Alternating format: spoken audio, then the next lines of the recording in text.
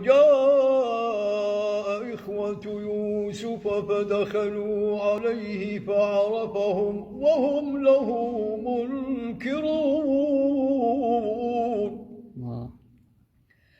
ولما جهزهم بجهازهم قال ائتوني بأخ لكم من أبيكم ألا ترون أني أوفي الكيل وأنا خير المنزلين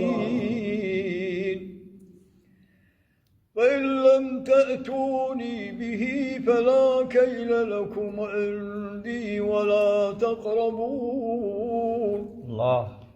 قالوا سنراود عنه أباه وإنا لفاعلون.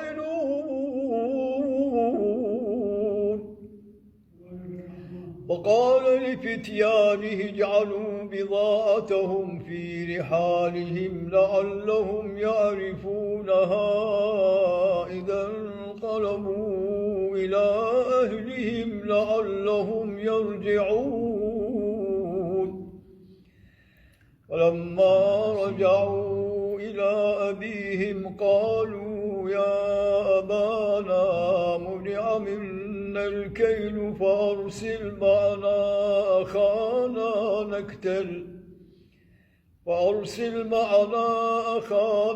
نكتل وإنا له لحافظون.